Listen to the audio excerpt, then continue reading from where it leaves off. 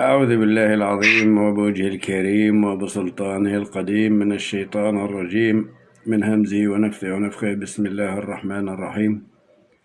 اللهم يا جلال جميل جمال نور وجهك وعظيم سلطانك وكمال ذاتك، أسألك اللهم أن تصلي وتسلم وتبارك على حبيبنا وشفيعنا وسيدنا ونبينا محمد النور الفاتح العدنان المختار الصادق الكريم الأمين، وعلى أهل أصحابه الطيبين الطاهرين أجمعين، صلاة وسلاما تملأ الدنيا نورا وإيمانا إلى يوم الدين. بسم الله الرحمن الرحيم. حلنا ونحول ونتجرد من حولنا وقوتنا إلى حولك وقوتك يا الله. أنا بضحك مع الجن. أنا بضحك مع الجن وبضحك على الجن. أنت ليش ضحكتي؟ عشان أنا بضحك؟ ها؟ تمام. الله أضحك الله سنك وأفرح الله قلبك يا بنتي.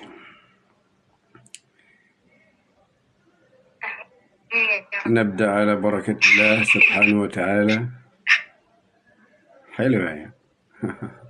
نبدأ على بركة الله. قتل الجن المتلبس في الجسد.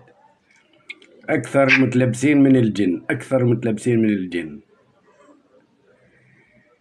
عند التواصل معهم تجي لهم الابتسامة، بتجي لهم الفرحة، بتجي لهم هذه أصلا أنا أعرفها ليش. مين معي؟ بارك الله فيكم. سر محمد سر أصلاص الأنوار من معي. بارك الله فيكم وعليكم.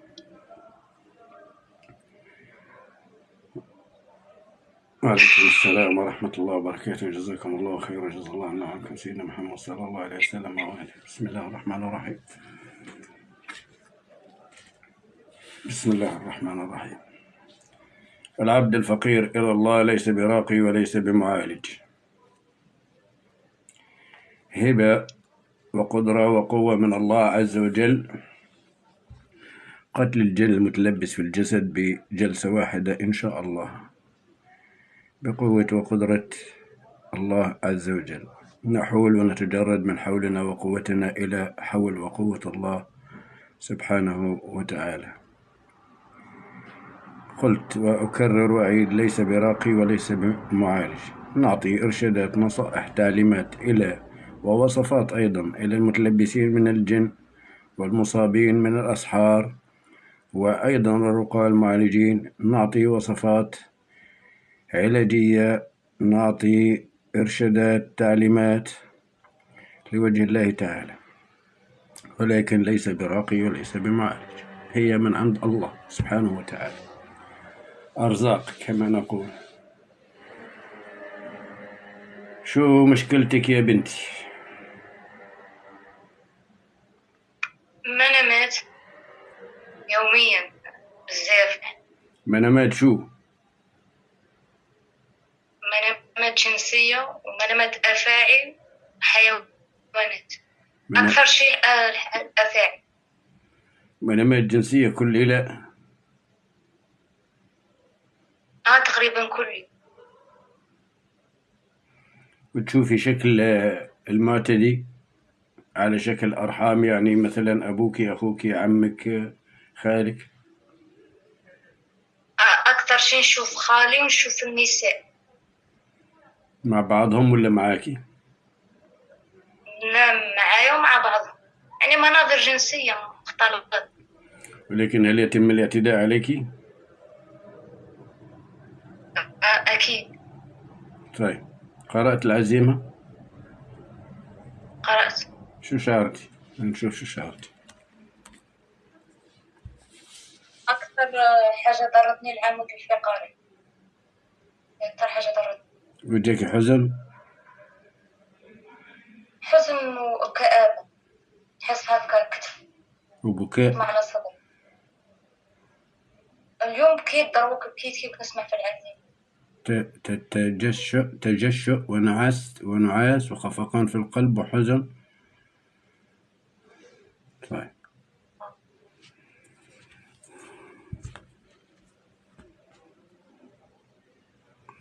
بسم الله الرحمن الرحيم. بسم الله الرحمن الرحيم. بسم الله الرحمن الرحيم. بسم الله الرحمن الرحيم.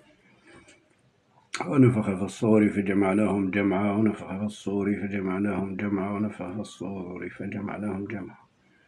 بسم الله الرحمن الرحيم. بارك الله فيكم وعليكم، جزاكم الله خير وجزا الله عنا وعنكم سيدنا محمد صلى الله عليه وسلم وهو أهله، على بركة الله. بسم الله.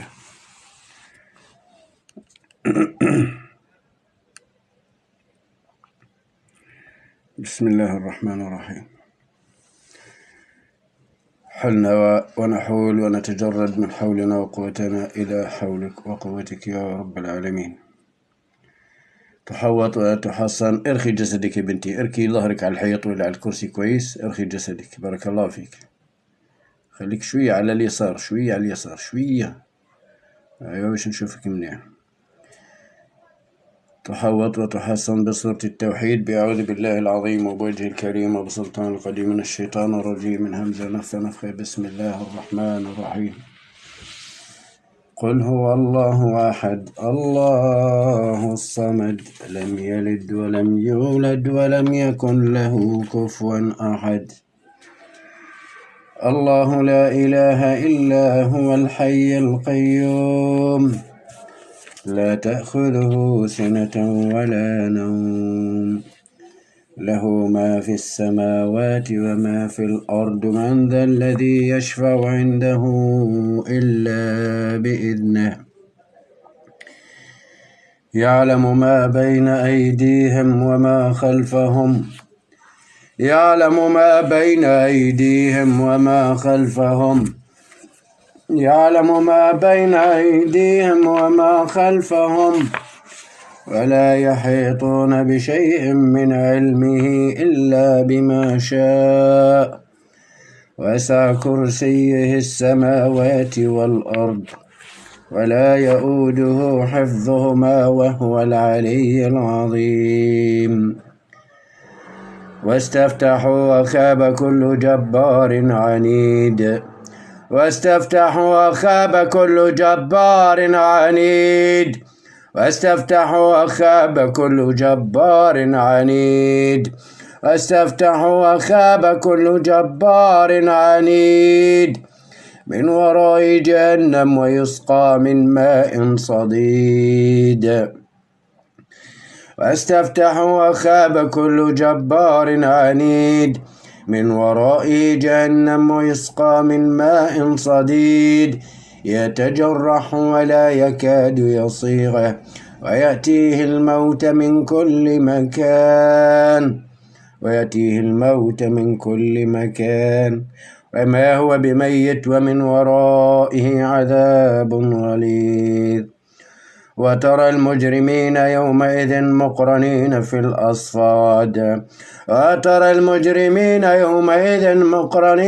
الأصفاد سرابيلهم من قطران وتخشى وجوههم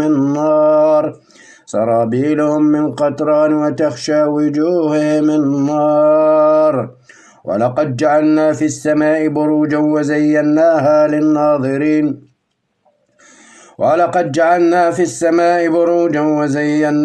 للناظرين وحفظناها من كل شيطان رجيم إلا من استرق السمع فأتبعه شهاب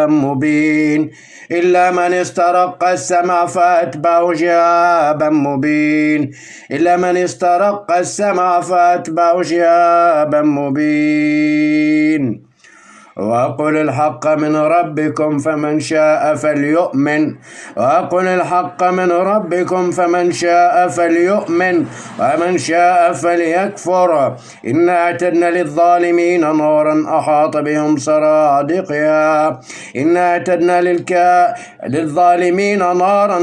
بهم سرادقها وأن يستغيثوا يغاثوا بماء كالمهل يشوي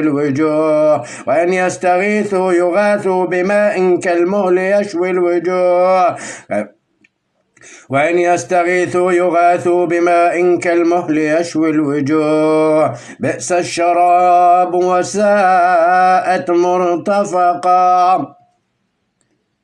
وإذا فعلوا فاحشة قالوا وجدنا عليها آباءنا وإذا فعلوا فاحشة قالوا وجدنا عليها آباءنا والله أمرنا بها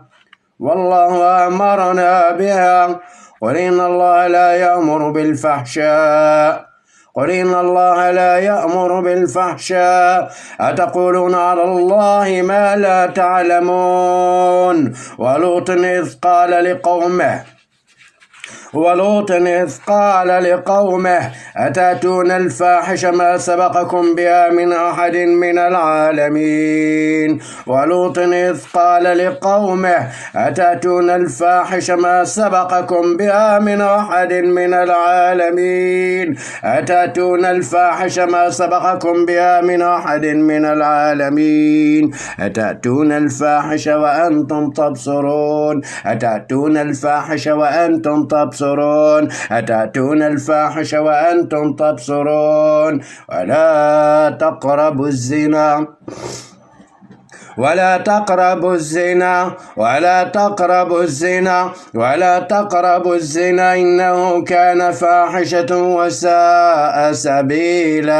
ولا تقربوا الزنا إنه كان فاحشة وساء سبيلا إن الذين يحبون أن تشيع الفاحشة في الذين آمنوا لهم عذاب أليم في الدنيا والآخرة والله يعلم وأنتم لا تعلمون هذان خصمان اختصموا في ربهم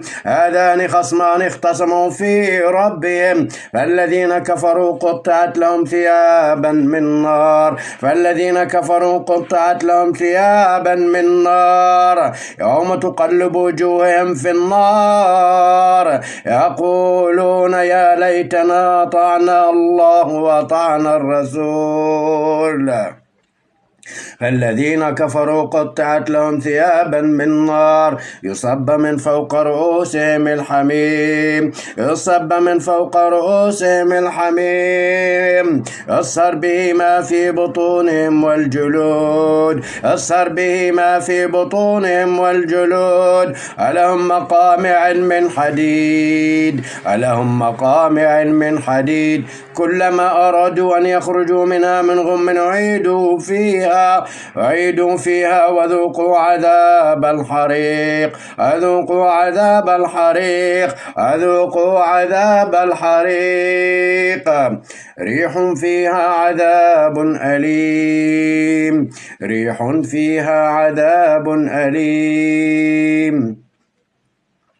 ريح فيها عذاب أليم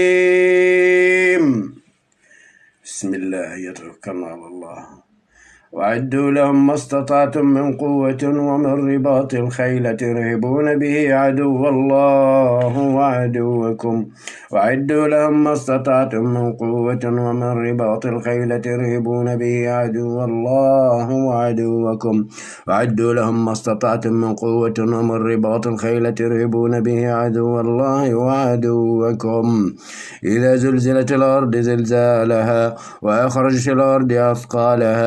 إذا زلزلت الأرض زلزالها وأخرجت الأرض أثقالها شو تشعر الآن؟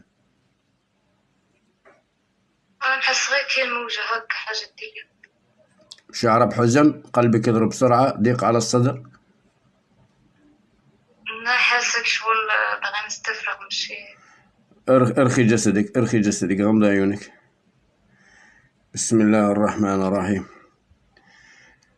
إذا زلزلت الأرض زلزالها وأخرجت الأرض أثقالها إذا زلزلت الأرض زلزالها وأخرجت الأرض أثقالها إذا زلزلت الأرض زلزالها وأخرجت الأرض أثقالها إذا زلزلت الأرض زلزالها وأخرجت الأرض أثقالها إذا زلزلت الأرض زلزالها إذا زلزلت الأرض زلزالها إذا زلزلت الأرض زلزالها زلزالها إذا زلزلت الأرض زلزالها إذا زلزلت الأرض زلزالها إذا زلزلت زلزلت عقد في المعدة تزلزل عقد في المعدة عقد في المعدة تزلزل بأمر ربها بقوة الله بقدرة الله ريح فيها عذاب أليم تدمر كل شيء بأمر ربها ريح فيها عذاب أليم تدمر كل شيء بأمر ربها ريح فيها عذاب أليم تدمر كل شيء بأمر ربها يسألونك عن الجبال فقل ينسفها ربي نسفا ينسفها ربي نسفا ينسفها ربي نسفا ينسفها ربي نسفا عقد على الأرحام عقد على الأرحام على المبايض في المعدة تنسف تنسف تنسف تنسف تنسف تنسف تفجر تفجر تفجر تحرق تحرق تحرق تدمر تدمر تدمر تزلزل تزلزل تزلزل تزلزل تزلزل تزلزل عقد في المعدة على الأرحام على المبايض عقد تزلزل تزلزل تزلزل تزلزل تزلزل تزلزل بأمر ربها بقوة الله بقدرة الله إنا اعتدنا للكافرين سلاسلا وأغلالا وسعيرا إنا اعتدنا للكافرين سلاسلا وأغلالا وسعيرا إنا اعتدنا للكافرين سلاسلا وأغلالا وسعيرا إذ الأغلال في أعناقهم والسلاسل يسحبون إذ الأغلال في أعناقهم والسلاسل يسحبون إذ الأغلال في أعناقهم والسلاسل يسحبون بالسلاسل والأغلال يسحبون بالسلاسل والأغلال يسحبون من الأقدام يسحبون بإذن وقوة وقدرة نور القرآن الكريم بكلمات الله التامات يسحب بسم الله عارض خادم سحر مأكول مشروب يسحب من الأقدام من الأرجل من الأفخاذ يسحب بقوة الله بقدرة الله كلمات الله التامات بنور القرآن الكريم الأغلال في أعناقهم والسلاسل يسحبون الأغلال في أعناقهم والسلاسل يسحبون يسحب بسم الله من الأفخاذ من بين الأفخاذ من بين الأفخاذ من العورات من الرحم من الدبر من المبايض من المعدة يسحب بالسلاسل والأغلال الأغلال في أعناقهم والسلاسل يسحبون من المعدة يسحب بقوة إلى الأعلى بقوة وقدرة الله يسحب بالسلاسل والأغلال من بين الأكتاف من الصدر من بين الأكتاف من الصدر يسحب بقوة على العنق يربط تسحب إلى الخلف إلى الأعلى بقوة وقدرة إنا جعلنا في أعناقهم أغلالا فهي إلى الأذقان فهم مقمحون إنا جعلنا في أعناقهم أغلالا فهي إلى الأذقان فهم مقمحون يربط الرقبة تربط الرأس يربط الرأس يسحب إلى الأعلى بالسلاسل والأغلال بقوة نور القرآن إنا جعلنا في أعناقهم أغلالا فهي إلى الأذقان فهم مقمحون فهي إلى الأذقان فهم مقمحون يسحب الرأس إلى الأعلى يسحب الرأس إلى الخلف يسحب الرأس إلى الخلف بقوة يسحب كمان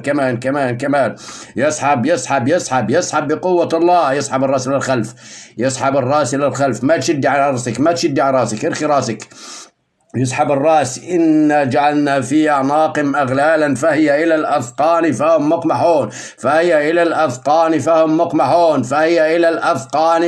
مقمحون بلا إله إلا الله بسيف التوحيد بسم الله الرحمن الرحيم يا دم يضرب على رقبته خادم سحر زاني بسم الله ينحر بقوة وقدرة الله ينحر بلا إله إلا الله بسيف التوحيد بلا إله إلا الله ينحر يفصل رأسه عن جسده يفصل الرأس عن الجسد بكلمات الله التامات حرقوا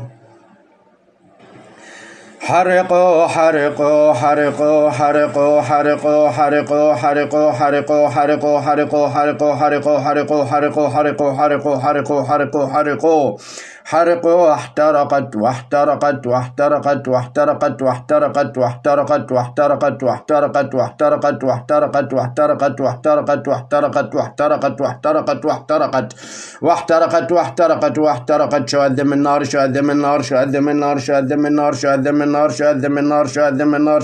النار واحترقت واحترقت واحترقت واحترقت واحترقت بشواذ من النار شواذ من النار شواذ من النار شواذ من النار شواذ من النار شواذ من النار شواذ من النار نار ذات لهب نار ذات لهب نار ذات لهب نار ذات لهب نار ذات لهب نار ذات لهب نار ذات لهب نار ذات لهب نار ذات لهب نار ذات لهب نار حامية نار حامية نار حامية نار حامية نار حامية نار حامية نار حامية نار حامية نار حامية واشتعل الرأس واشتعل الرأس واشتعل الرأس واشتعل الرأس واشتعل الرأس واشتعل الرأس واشتعل الرأس واشتعل الرأس واشتعل الرأس واشتعل الرأس واشتعل الرأس واشتعل الرأس واشتعل الرأس واشتعل الرأس قل يتوفاكم ملك الموت الذي وكل بكم قل يتوفاكم ملك الموت الذي وكل بكم قل يتوفاكم ملك الموت الذي وكل بكم قل موتوا بغيظكم قل موتوا بغيظكم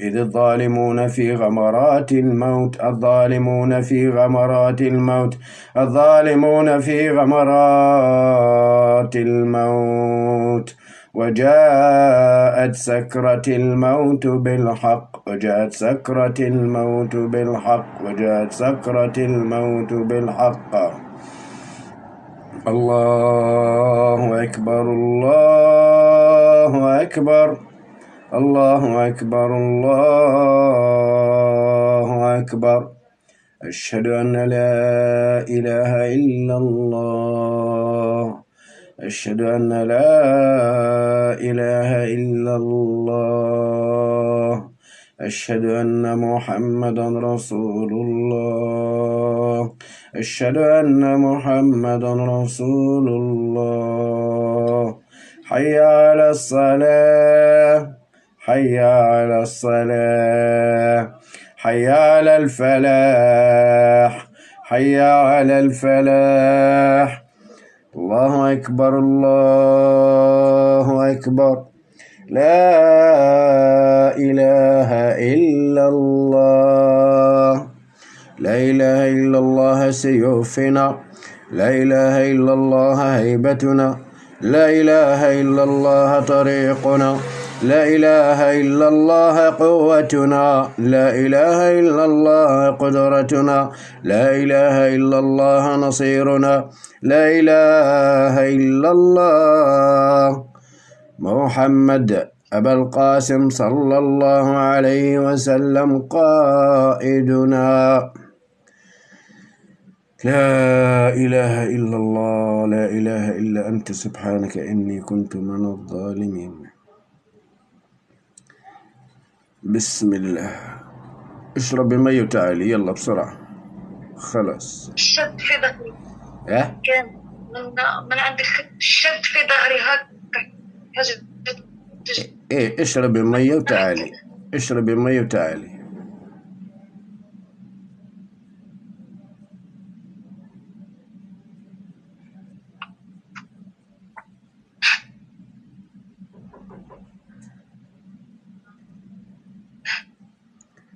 حطي يدك على صدرك يدك اليمين على صدرك غمض عيونك المباركة الطبيبة أميمة حضور بارك الله فيك أميمة الملكة المباركة أميمة ارفعي سر الدخول إلى جسد هذه البنت إلى سر الأسرار سر الأنوار سر محمد سيدي أحمد إلى الملك المبارك عبد الجليل بارك الله فيكم وعليكم على يميني بسم الله بسم الله الرحمن الرحيم أنا أقرأ القرآن الآن في صوتي وأنت تقرأي معي في قلبك تمام وارخي جسدك كويس ارخي جسدك على الآخر يلا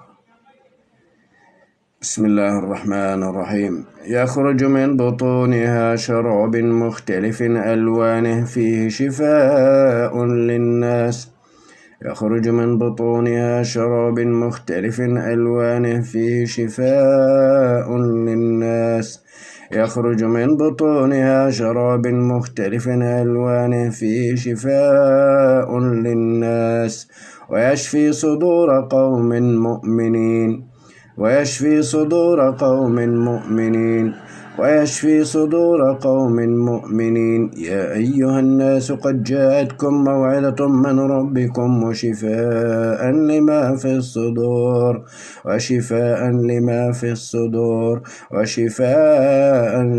الصدور وهدى ورحمة للمؤمنين.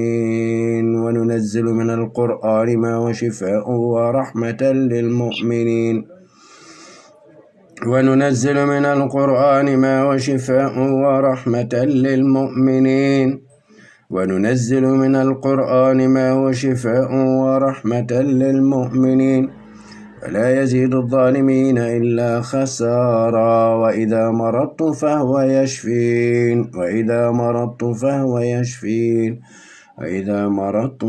يشفين قل هو للذين آمنوا هدى وشفاء قل هو للذين آمنوا هدى وشفاء. ألم نشرح لك صدرك ووضعنا عنك وزرك الذي ينقض ظهرك ورفعنا لك ذكرك فإن مع العسر يسرا فإذا فرغت فانصب إلى ربك فارغب ولسوف يعطيك ربك فترضى.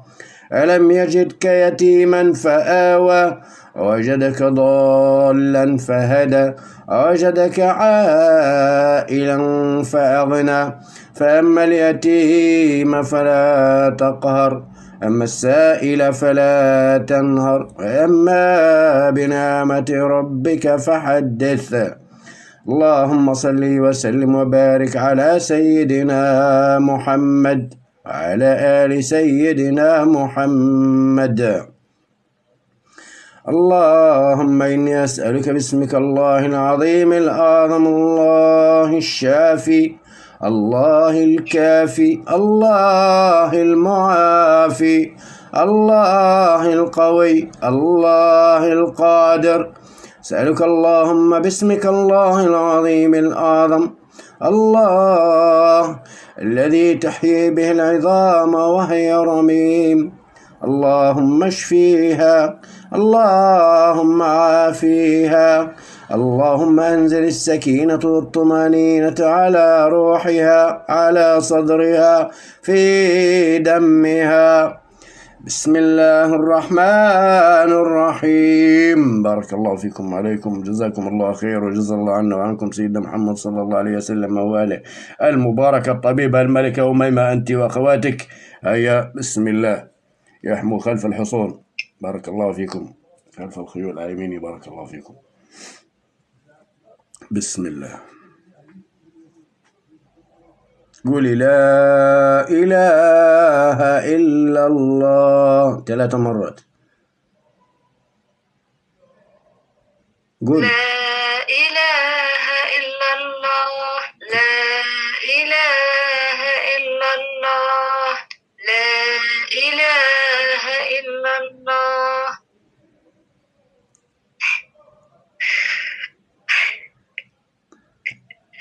جاتك الفرحة مبسوطة؟ الحمد لله. كيف تشعري الآن؟ إيه هذيك الشد خفيفة لا حاسة بالراحة. ظهري كان هكا مشدود وضر هنايا راه خفيف. أيوة الحمد لله على سلامتك. الحمد لله أنا حاسة خفيفة الحمد لله. يعني راح الحزن؟ لا راح الحزن راح صحيح راح الحزن. كشفتك راه درت سبة على المس برك باش نشوفك. ايوه الحمد لله على سلامتك.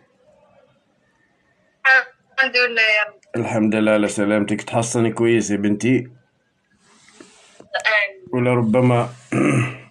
لربما إذا تقياتي أو انسهلتي شيء عادي. تمام ما تقلقيش. هو مشروب. بارك الله فيكم. ما سمعتكش.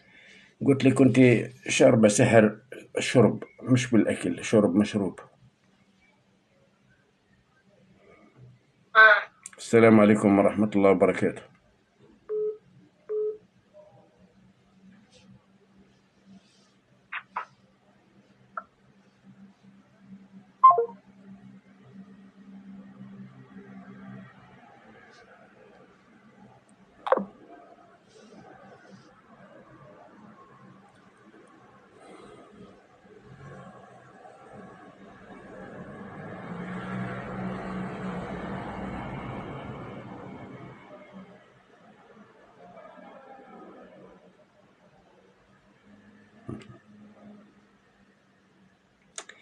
يا شياطين التم الراقي المعالج المغربي يونس.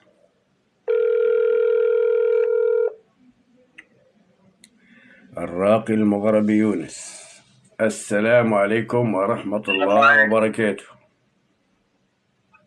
عليكم السلام ورحمة الله يا شيخ، كيف الحال؟ الله يبارك فيك يا شيخ يونس، الحمد لله أنا منيح، وأنت كيف حالك؟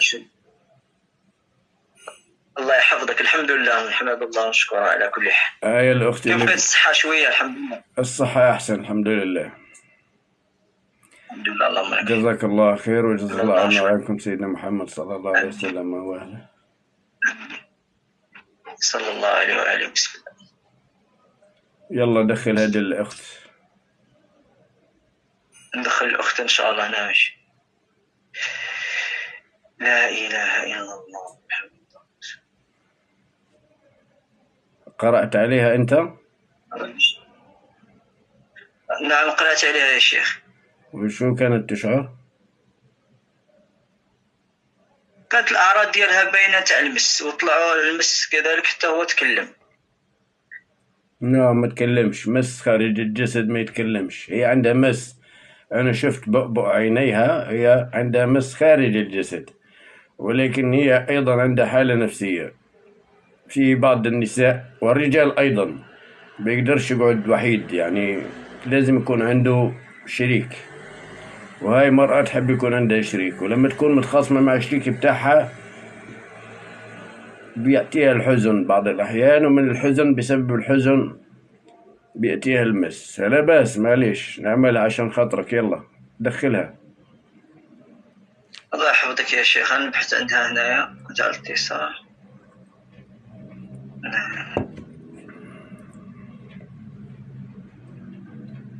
شيخ الزيارة بعدها مؤكدة إن شاء الله. إن شاء الله إن شاء الله إن شاء الله بقدرته. أنا بديش أجي عندك أعالج الناس، أنا بدي أجي أرتاح. بدي أجي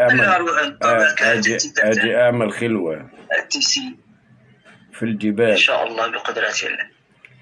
إن شاء الله. أيوة إن شاء الله بقدرته. إن شاء الله.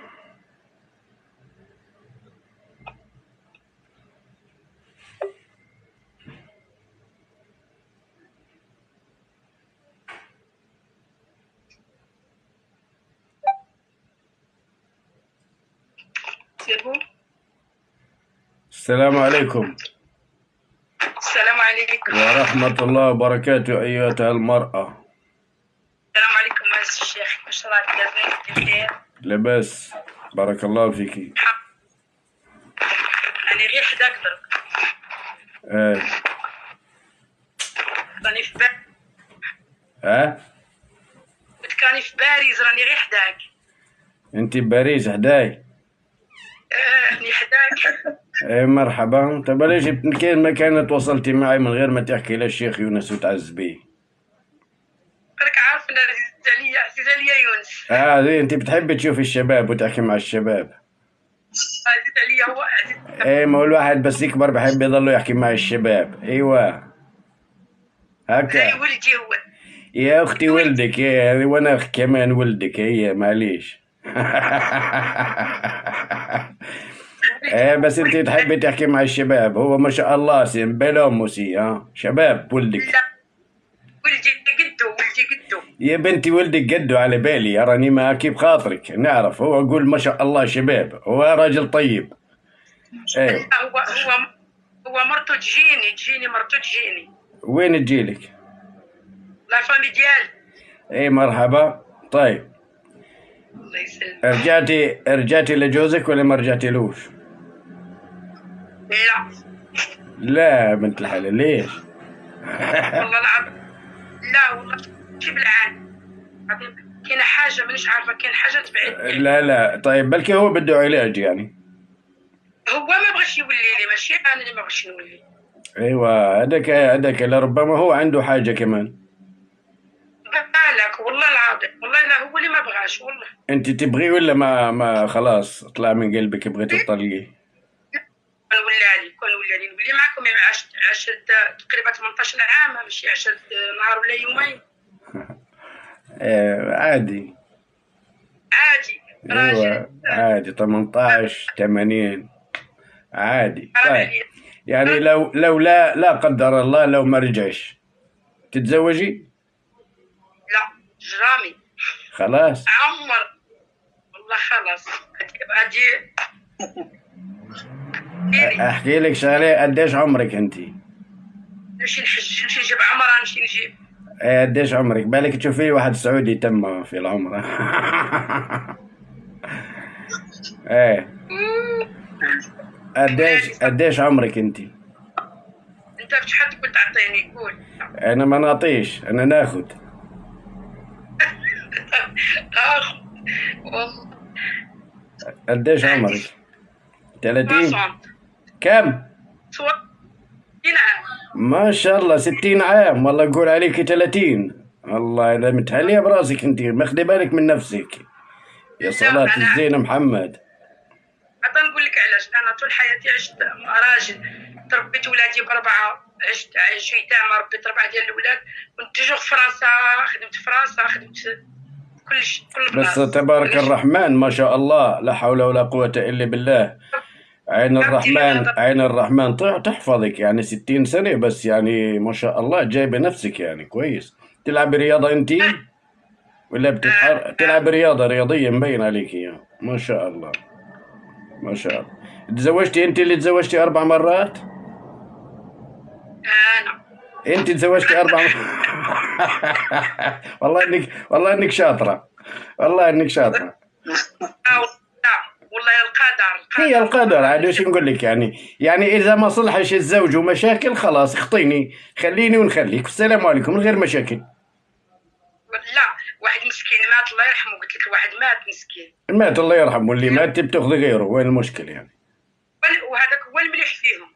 ومن بعد واحد عاود فارقت معاه، مشى راسو، ما يصلحش. واحد مفلس في فرنسا، ما يصلحش. شو يعني ما عنديش فلوس يعني مفلس؟ احنا نقول مفلس ما عندوش فلوس. لا احنا نقول لا ماشي فليتي وما عندوش فلوس. ايه بس احكي لي عشان تطابق الكلمة، شو يعني مفلس؟ ما يصلحش. واحد ماشي نقي، ماشي نقي. اها اركوليك زعما. واش اركوليك؟ ايوه يشرب الخمر. لا يمشي مع النساء. نسوانجي يعني نسوانجي.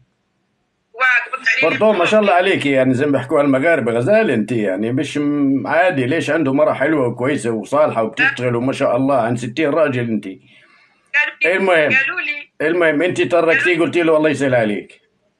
لا انا ما عندي ما ندير فيه. انا واحد كيخدعني سيفيني. اي خلاص قلتي له الله يسهل عليك، اخطاني راح. عليكم خليني في حالي. الله يرحمه. واحد مات والثاني راح. طيب والثالث؟ هذاك الثالث اللي عندي معاه 2 بنات، داروا له هذاك. مرته الاولى داروا له سحور. مرته الاولى اللي كانت مطلقه، اللي كانت مزوجه به الاولى، حيت هي اللي دارت له الكواغط وكلشي. كي ديتو انا، هي اللي دارت له. مشى انا شي 27 في ليله 27 ديال رمضان درسنا ومشى. خلاكي ليلة 27 رمضان؟ ليلة 27. ايوا ضحك. باش القصات كي دايرين. ايه انا على بالك انا نضحك على الهموم، حتى على الهموم والاحزان نضحك. ولا بصح حتى انا نقولهم لك هكا بالضحك. ما خصك تشوفني انا شوفري دخل لي بنياتي صغيورين ومشى. انا خدمت عليهم، خدمت على اولادي باش عيشتهم. طيب والرابع هذا اللي انت معاه؟ هذا هو اللي راه حتى هذا مشى بالسحر. هذا بالسحر والله. يطب بالك يعني. خلينا نعالجه اذا بده علاج، نعمل له استنزال ولا نعمل له شي حاجه ولا. هذا شيء اللي يقول استنزال، باسكو ما فيش ما يخاف ما يتيقش. بنعمل له استنزال، من نعالجه من غير ما يعرف يعني. وين المشكله؟ والله هادي هو. طيب الحين انت شو بتحسي لما تسمع القرآن ولما قرأ عليك الشيخ يونس الله يجزيه كل خير؟ حسيت راسي تزير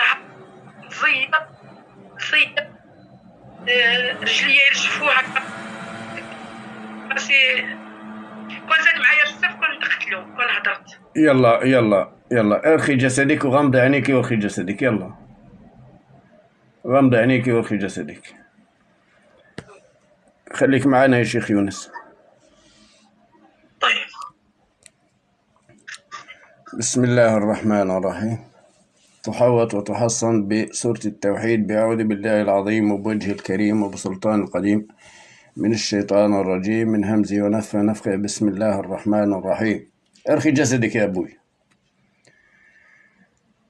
قل هو الله أحد الله الصمد لم يلد ولم يولد ولم يكن له كفوا أحد. اطلقي يديك يا صليحة. ارخي جسدك يا أبويا. ارخي يا بنتي، ارخي جسدك يا بنتي. قد ما تكبري بتظلك بنظر بنتي صغيرة. بسم الله الرحمن الرحيم. الله لا إله إلا هو الحي القيوم لا تأخذه سنة ولا نوم. الله لا إله إلا هو الحي القيوم لا تأخذه سنة ولا نوم. له ما في السماوات وما في الأرض. من ذا الذي يشفع عنده إلا بإذنه. يعلم ما بين أيديهم وما خلفهم. يعلم ما بين أيديهم وما خلفهم. يعلم ما بين أيديهم وما خلفهم. ولا يحيطون بشيء من علمه إلا بما شاء. وسع كرسيه السماوات والأرض ولا يؤوده حفظهما وهو العلي العظيم. واستفتحوا وخاب كل جبار عنيد. واستفتحوا وخاب كل جبار عنيد. واستفتحوا وخاب كل جبار عنيد. واستفتحوا وخاب كل جبار عنيد. واستفتحوا وخاب كل جبار عنيد. أينما تكونوا يأتي بكم الله جميعا إن الله على كل شيء قدير. أينما تكونوا يأتي بكم الله جميعا إن الله على كل شيء قدير. أينما تكونوا يأتي بكم الله جميعا إن الله على كل شيء قدير. إن كانت إلا صيحة واحدة. إن كانت إلا صيحة واحدة فإذا هم جميع لدينا محضرون. فإذا هم جميع لدينا محضرون. فإذا هم جميع لدينا محضرون. مسلسلون مقيدون. مسلسلون مقيدون بالسلاسل والأغلال. إنه من سليمان وإنه بسم الله الرحمن الرحيم. إنه من سليمان وإنه بسم الله الرحمن الرحيم. ألا تعلوا علي وأتوني مسلمين. إنه من سليمان وإنه بسم الله الرحمن الرحيم. بسم الله الرحمن الرحيم. بسم الله الرحمن الرحيم. ألا تعلوا علي وأتوني مسلمين. أعدوا لهم ما استطعتم من قوة ومن رباط الخيل ترهبون به عدو الله وعدوكم. وأعدوا لهم ما استطعتم من قوة ومن رباط الخيل ترهبون به عدو الله وعدوكم. وعدوا لهم ما استطعتم من قوة ومن رباط الخيل ترهبون به عدو الله وعدوكم. قاتلوهم يعذبهم الله بأيديكم. قاتلوهم يعذبهم الله بأيديكم. قاتلوهم يعذبهم الله بأيديكم ويخزيهم وينصركم عليهم ويشفي صدور قوم مؤمنين. ترفع راية القتال سر الأسرار سر الأنوار سر محمد سيدي أحمد العمائم الخضر. بسم الله الرحمن الرحيم. ترفع راية القتال بقوة وقدرة نور القرآن الكريم بكلمات الله التامات. اعتدنا للكافرين سلاسلا وأغلالا وسعيرا. إنا اعتدنا للكافرين سلاسلا وأغلالا وسعيرا. الأغلال في أعناقهم والسلاسل يسحبون. الأغلال في أعناقهم والسلاسل يسحبون. يضرب ويصوت على جنبيه. يضرب ويصوت بالسلاسل والأغلال بالسلاسل من النار. يضرب بقوة بقوة بقوة بقوة على جنبيه بقوة بقوة بقوة بقوة بقوة. الأغلال في أعناقهم والسلاسل يسحبون من الأرجل، يسحب من الأرجل، يسحب من الأقدام، يسحب من الأقدام بالسلاسل وأغلال. الأغلال في أعناقهم والسلاسل يسحبون من الأفخاذ، من بين الأفخاذ، من بين الأفخاذ بالسلاسل وأغلال. يسحب بقوة من الرحم والمبايض حتى في عقده. يسحب مع عقده، يسحب بالسلاسل والأغلال مع العقد بقوة. يصوت، يسحب من الصدر، من بين الأكتاف، يربط بقوة. بسم الله. إنا جعلنا في أعناقهم أغلالا فهي إلى الأذقان فهم مقمحون، فهي إلى الأذقان فهم مقمحون، فهي إلى الأذقان فهم مقمحون، فهي إلى الأذقان فهم مقمحون. يربط الرأس بقوة. يرفع الرأس إلى الأعلى، يسحب إلى الخلف، كمان. سيف لا إله إلا الله، سيف التوحيد ينحر على رقبته، يضرب بقوة. ينحر بقوة بسيف لا إله إلا الله، سيف التوحيد. بسم الله. يقطع رأسه، يسحب، يفصل عن الجسد، يفصل الرأس عن الجسد بلا إله إلا الله. حرقوا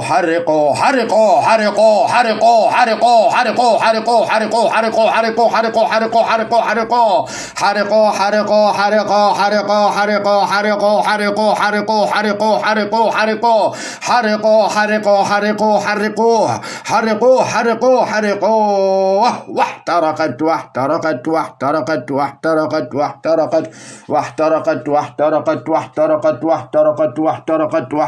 شهد من نار. نار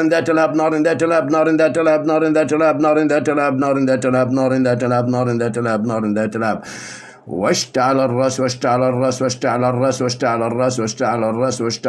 نار حامية. الله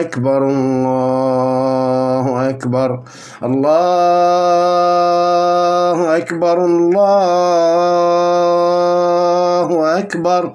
أشهد أن لا إله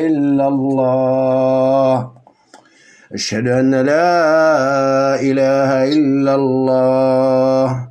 أشهد أن محمدا رسول الله.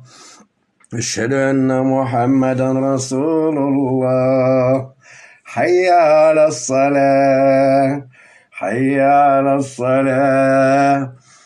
على الفلاح. الله أكبر.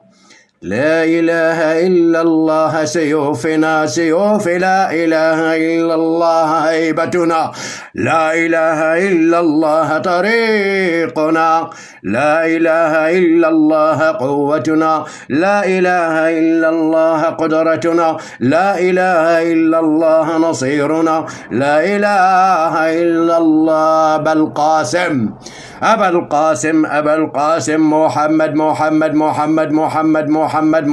محمد صلى الله عليه وسلم قائدنا تحت رايتنا.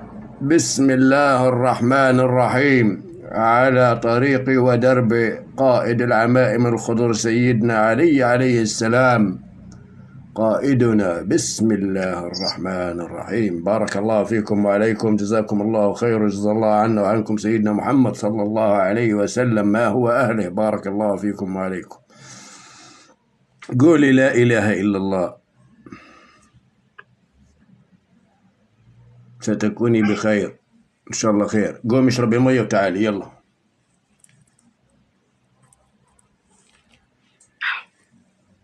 يلا يا شيخ يونس. نعم يا شيخ. انتوا عندكم في المغرب المشكلة كما الجزائر كما بلدان أخرى، كل واحد بده من واحد شغلة، ولا واحد الله رزقه حاجة بروح بعمل له سحر. والله يعني والله أكثر الناس يعني التفريق بين الأزواج كمان سحر. في ناس بتثبت نفسها وتصبر وتعالج، وفي ناس لا. شيخ ايوه يا شيخة، تفضل. شربت الماء. اهلا وسهلا. شربت المية؟ عشان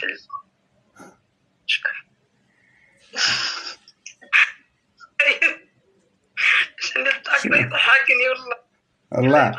ايه نضحك طبعا، نضحك. مش احسن ما نصيح ونغضب ونزعل؟ الضحك كويس.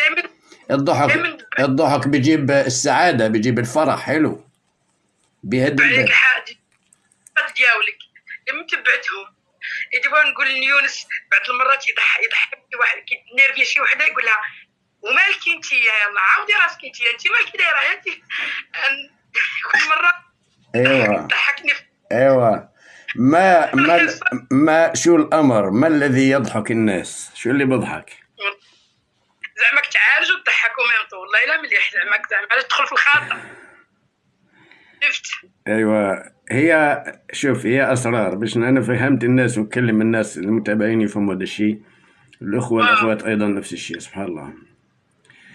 هلا انت الان حتى الشيخ ديالك اخويا الشيخ الراقي الله يحفظه الشيخ يونس موجودين بالدائره بتاعي الان الوقت الحالي في الالطاف، في الكره النورانيه بتاعي. لذلك الروح الطيبه تشعر في راحه وفي سعاده، حتى لو كان ايا كانت مشاكلك راح تشعري في راحه.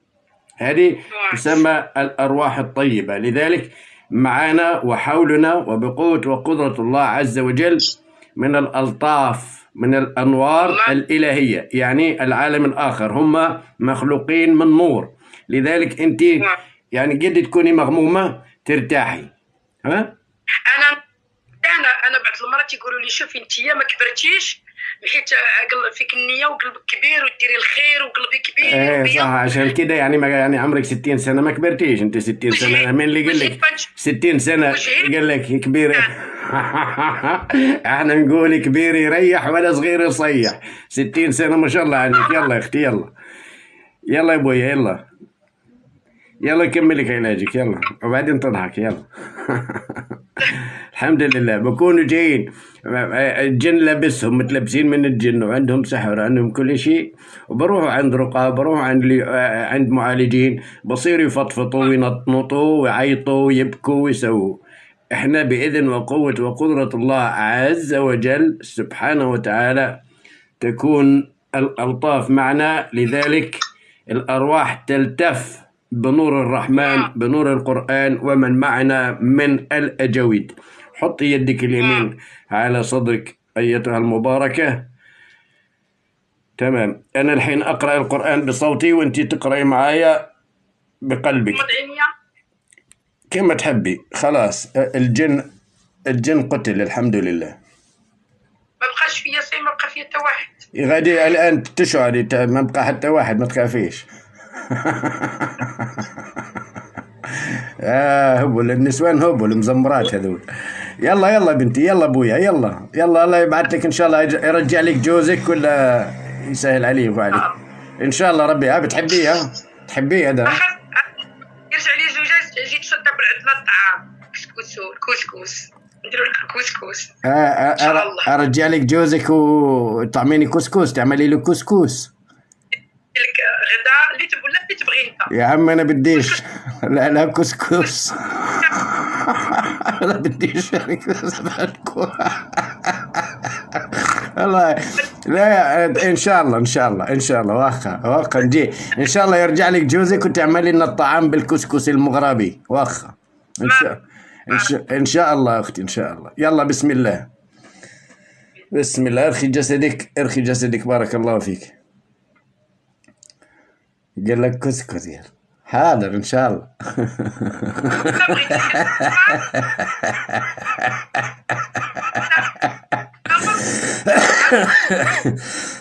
يا اخي يا يما، الله يرحمك يما. يا بنتي يرجع لك زوجك وانا بدي اعمل لك الكسكس. انا بيدي انا نعمل واحد الكسكس المغربي، واحد الكسكس القبائلي، واحد الكسكس الجزائري، واحد تو سبيسياليتي كسكس نعملها انا بيدي، ونخليكي والله العمرك دقتيها لا مطعم ولا حتى في البلاد بتاعك. انا العبد الفقير الى الله. انا ويونس عرضنا هيا نعرضك انت ويونس ان شاء الله، غادي نشوفوا ليونس قريب. يلا بنتي يلا بلاش ضحكوني يا شيخ، والله ضحكوني. راني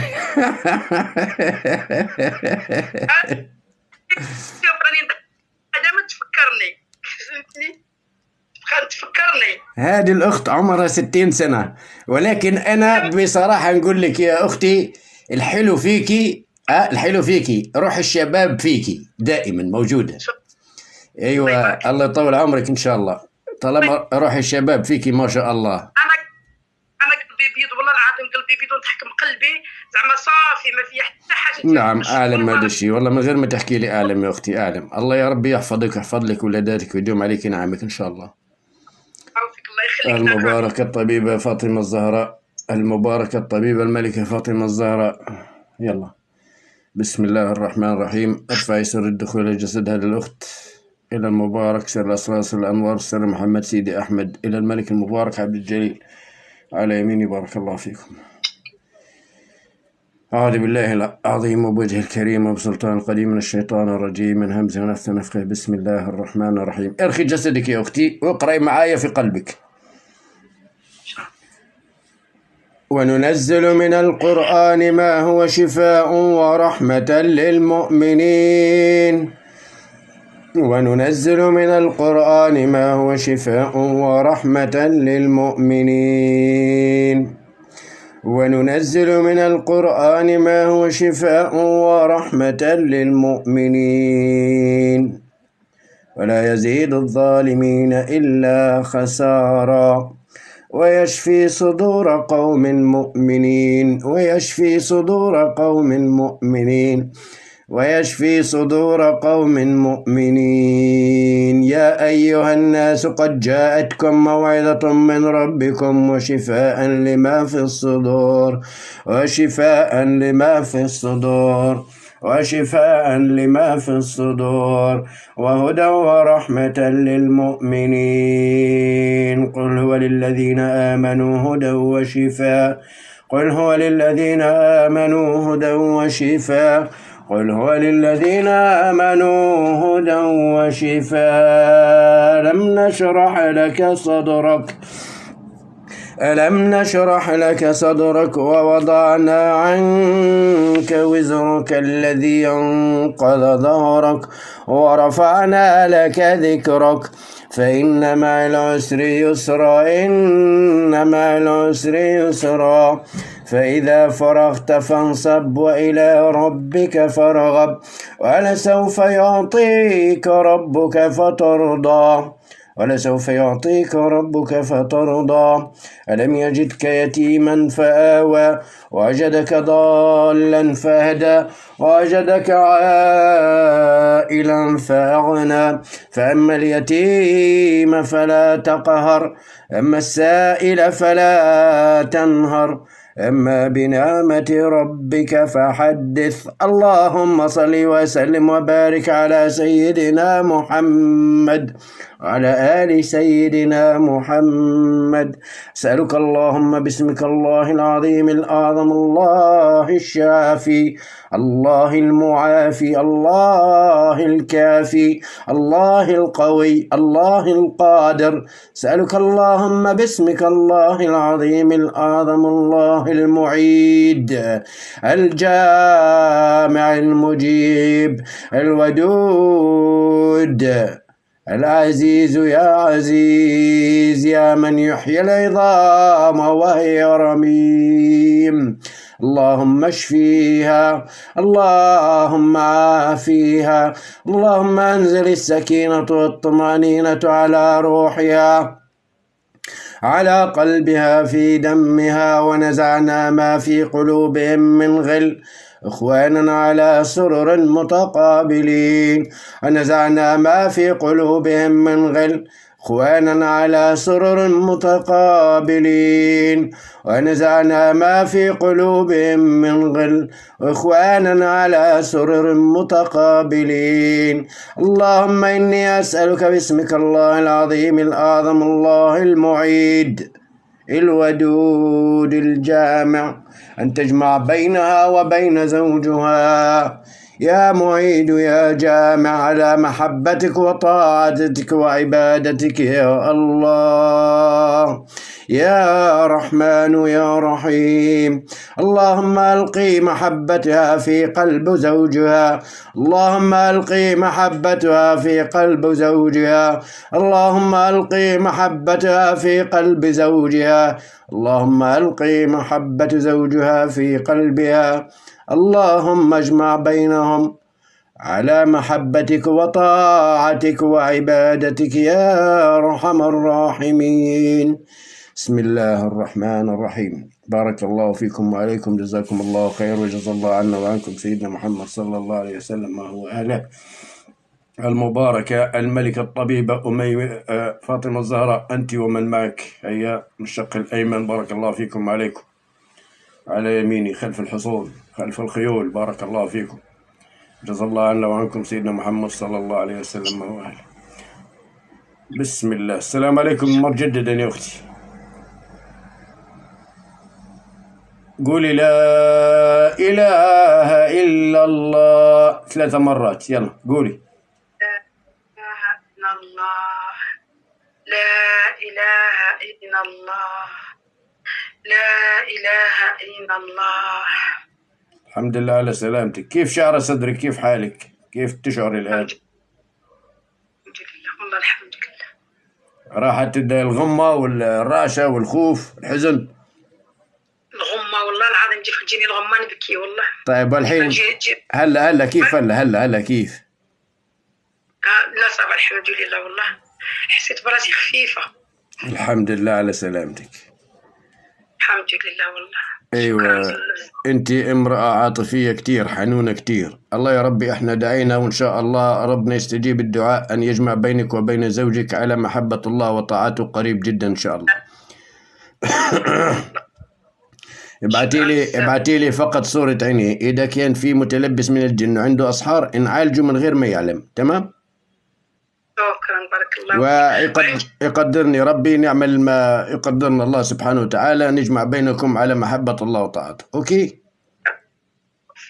عندي وحدة بنتي صغيرة وسمت نلبسها الجن، صيفطها لك الشيخ يونس. شو صفات لي عينيها؟ صفت لها عينيها وقلت لها، قال لها ترى فيك السحر، الشوشة فيها يخليها تمشي غير بالزنقة، يبغيها غير تخرج. كشفت على عينيها يا شيخ أنا؟ كشفت على عينيها. نعم شو عندها تلبس قلت لك؟ قلت لي عندها تلبس. استنى شوف عينيها. تعرف الشيخ، تعرف تهرب اللي تمشي غير الزنقة ما خلاها لا تخدم. كم عمرها؟ 24 عام. هي وين موجودة، في المغرب ولا في فرنسا؟ فرنسا، هي فرنسا. عندها تلبس من الجن. تعرف وخارج لها على حياتها، ما تخدم، ما خلاها تخدم، ما خلاها غير الزنقة. أراني نشوف في عينيها جن. وي خاصك واحد تاعها، هي خوافة، خاصك دير لها هذه كي دير استنزال. نعملها استنزال إن شاء الله. نبعث لك رقم الكاتب تتواصلي معاه، ولا نبعثه للشيخ يونس وتاخذ موعد إن شاء الله نعملها استنزال، ما كان حتى مشكلة. تمام؟ بارك الله فيك، الله يسلمك. الحمد لله على سلامتك يا أختي. شيخ يونس، أعطيها تعمل بالتحصينات وبالعلاج، خليها تعمل بالعلاج والتحصينات إن شاء الله. يلا السلام عليكم. بارك الله فيك. الحمد لله على سلامتك يا أختي، لا تنسينا من الدعاء.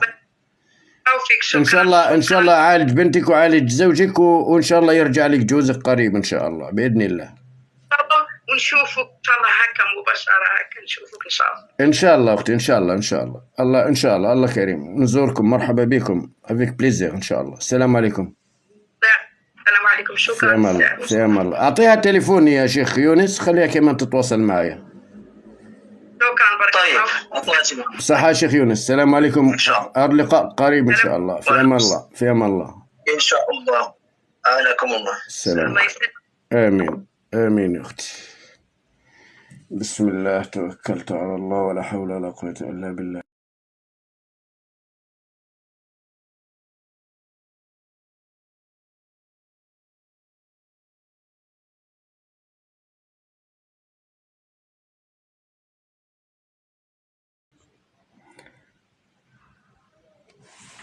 نعم.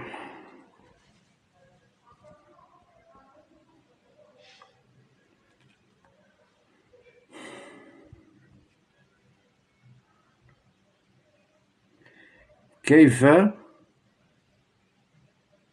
يتم الكشف؟ احنا نكشف، هو نكشف بأمر الله عز وجل وبقوة وقدرة الله. ما يعني اليد اللي بقول لك على اليد كذاب، فيش شيء اسمه على اليد. على لسان بقول لك كذا وظهري وهذا كله كذب خزعبلات. تمام.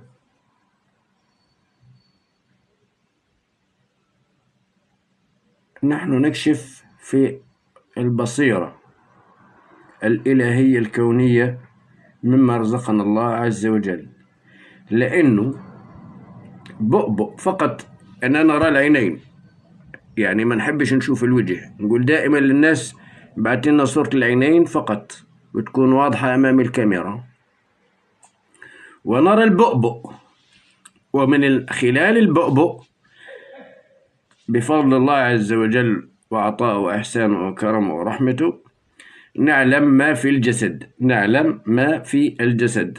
هو جن، هو خادم سحر، هو مس، حتى لو كان حالة نفسية نقدر نقول إنه حالة نفسية. تمام. من خلال يعني بركة والأجاويد اللي معانا، بارك الله فيهم وعليهم وجزاهم الله خير وجزا الله عنا وعنهم سيدنا محمد صلى الله عليه وسلم ما هو أهله بفضل وقوة وقدرة الله. لأنه في بعض الأحيان الناس ما بيقرأوش أو بيحبوش أو بيصلوش أو بيحبوش يروحوا يتعالجوا، مثل زوج الأخت بقول لك بدوش يتعالج، ما بحبش يتعالج، أو بنتها مثلا بدهاش تتعالج، بتخاف تتعالج. في بعض الأحيان الجن ببعدهم. هناك الكثير من الناس احنا بنعالجهم بالاستنزال، ما في أي مشكلة، يعني نرسلهم جند الله أحباب والأجاويد. وأنا نفسي يعني بفضل الله عز وجل يعني نقتل الجن عملهم فقط صورة المكان، فقط صورة المكان، صورة المكان فقط، صورة المكان، و100 جرام من بخور تاج ملوك الجن. يأخذ موعد أنه ما شاء الله الحمد لله بفضل الله. تمام. إن شاء الله يتم علاجه، لأنه كثير هناك من الناس يرفضون العلاج، فمن غير ما يعرف ابعث لي صورة المكان اللي بينام فيه وخذ موعد، نفس الموعد نعلم إن شاء الله نرسل له جند الله يكون في المكان بتاعه هذيك الليلة، ويعني يدخلون الجسد وما بيشعر بأي شيء نهائيا، ما بيشعرش نهائيا. هذا شغل بالعالم الأرواح، الجسد الأثيري، الأجساد الأثيرية، وبفضل وقوة وقدرة الله يسحبون الجن المتلبس في الجسد ويتم قتله ويتم إبطال الأسحار إذا كان هناك أيضا أسحار بفضل وقوة الله عز وجل. بس احنا حكينا للأخوات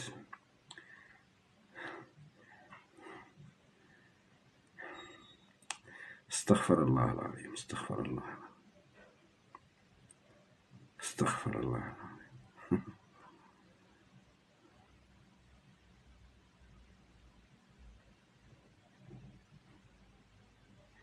ايوه خلاص، كنت اريد هناك يعني الاخوات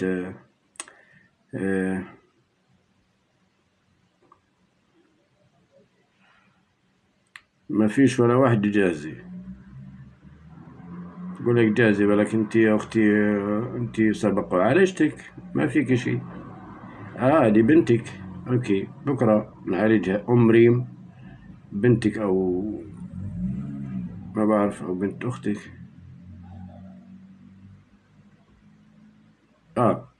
اخت ام ريم، اوكي بكره نعالجك يا بنتي. بس لازم تقرأي العزيمة، ولا نقول لكم اقرأ العزيمة ساعة، فضي من نفسك ساعة. أنا بقرأ على الإنسان، أنا بحكي وبعيد وبكرر، مش راقي. الراقي أو عمل الراقي لعلاج الإنسان المتلبس من الجن، احنا خلاص نعطي لائحة أسئلة أو بنسأل سؤالين وبنعرف إذا في جن أو ما فيش في جن، وبنعرف إذا عنده مس خارج الجسد أو لا، بنعرف حالة نفسية مش حالة نفسية. ما بنعلم بالغيب، ولكن بالكشف في الحال يعني. ولكن هناك أمور خطوات يعملها المتلبس من الجن أو المصاب من الجن أو اللي عنده أسحار مش بذلك يعملها. يعني لا أحد أسئلة على أساس نعرف شو اللي أنت عندك، رحت عند رقاة مرش عند رقاة، شو بتشعر لما، أو الأعراض اللي بتيجي عندك أو على جسدك أو في جسدك لما تستمع إلى القرآن الكريم. فما بالك أنت. شكرا، بارك الله فيكم وعليكم. يعني معليش مش مشكلة عادي. حسبي الله ونعم الوكيل. اللي طلعها من ثمه حسبنا الله ونعم الوكيل، هو عارف نفسه. حسبي الله ونعم الوكيل. نعم وصلتك، حسبي الله ونعم الوكيل فيك. أوكي. لذلك يعني طالما هناك في أعراض حضور من الجن، طالما في حضور من الجن على الجسد عندما يتواصل معنا ونقرأ القليل من القرآن الكريم لكي يتم حضور من الجن. ولكن طالما حضر خلاص، جند الله أحباب الله بإذن الله أخواتي أحبابي يدخلوا الجسد، نأمرهم يسحبوا ويسلسلوا ويغلغلوا ونقطع راسه. بينما الراقي لما يروح عند راقي مش نفس الشيء. الراقي بده يقرأ القرآن ويقرأ الآيات اللي هي تعذب أو معناتها لا يتقبلها هذا الجن وتعذب هذا الجن من الآيات القرآنية، ويعمل له جلستين 3 10 الله أعلى وأعلم، وكل جلسة تأخذ 2 أو 3 ساعات الله أعلى وأعلم. كل راقي وقدرته وعزيمته في علم الرقية، وقدرته أيضا علمه وحكمته في عالم وعلوم الجن وخفاياه. تمام. وهناك من يحب أن يتكلم مع الجن، وهناك من يحب أن يتعرف على الجن، وهناك من يحب يضرب الجن، وهناك من يحب يعمل يعني باللي هو أنا نتكلم مع الجن. شو بدك في الجن؟ شو بدك في هيئته؟ شو بدك في شكله؟ شو بدك؟ هو جن، هو جن. انت لو تشوف والله 3 مرات لو تشوف شكله للجن راح تضلك بمحلك. اوكي.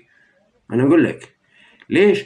لانه احنا ندخل عقر دارهم، تفتح لنا الأبواب بفضل الله عز وجل والحضرة المحمدية بالصلاة على سيدنا محمد وآل سيدنا محمد. وهذا تعلمنا سنين طويلة بهذا العلم والاختراقات يعني كل هذه العلوم بفضل وقوة وقدرة الله. لذلك ما فيش وقت عنا إنه نحكي معه، خلاص هو معتدي، جن معتدي. فالراقي كل واحد يعني المنير بتاعه بده يتكلم معاه، بده يصعد الجن. والأغلاط شوف الأغلاط اللي 90% من الرقاة بيعملوها. ماشي، انت نقول له من دخل، يعني كيف دخلت بسحر. بالنسبة لي أنا معليش في بعض الأحيان نسأل أسئلة فقط لا أراوغ الجن، لأنه هو الجن عفريت مارد خبيث جدا ذكي جدا، هو شايفك وأنت مش شايف. أنا بالنسبة لي أنا أراه، ولكن في هيئات أخرى، لأنه عارف إذا تشكل في الوقت نفسه في بعض الأحيان يتشكل. صرت كذا، أنت صرت كذا، أنا شايفك كذا. لما أعطيه شكله أوصافه بزيد برعبه. تمام. في بعض الأحيان أنا بتكلم معاه وما بخليه يشوفني، هذا بفضل الله عز وجل ونور من حولي. لا يراني، هو لا يراني، لربما يرى الكل من حوله ولكن أنا لا أرى. طب مين هذا الشاب اللي أو الراجل اللي يتكلم معاي قاعد بحكي لي عن شكلي وعامل كذا وعامل كذا وعامل كذا؟ لذلك نزيد نرعبه. ولكن بالنسبة للراقي في بعض الأحيان يخطأ، بقول له مين عمل له السحر؟ بيكون زوجها معها أو أمه أو أخته أو أختها أو حماتها أو سلفتها أو كذا. فالجن بيكذب، يعني 99% منهم بيكذبوا. فهو بيعلم مين أكثر شخص في علاقات طيبة أو غير طيبة على أساس يعمل فتنة ما بينهم، بقول له فلان وفلان. ويعني الكثير من المعالجين صار مشاكل كثير ما بين الناس. تمام.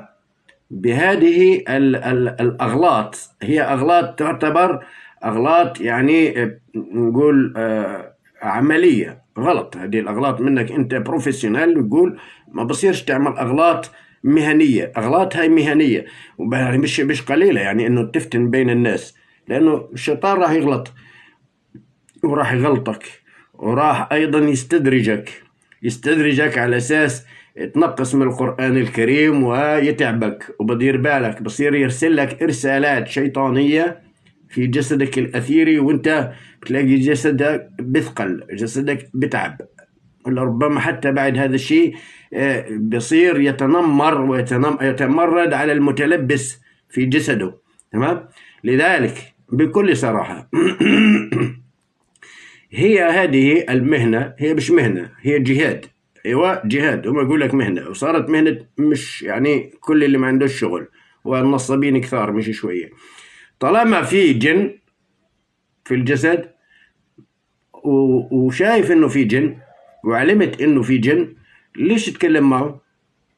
هو معتدي. باش تعمل لي فيها زي نعيم ربيع بده يعمل موعظة للجن وعمل لي حاله من يعني بلاش يتكلم عن الناس، الله يهدي الناس كلها. تمام؟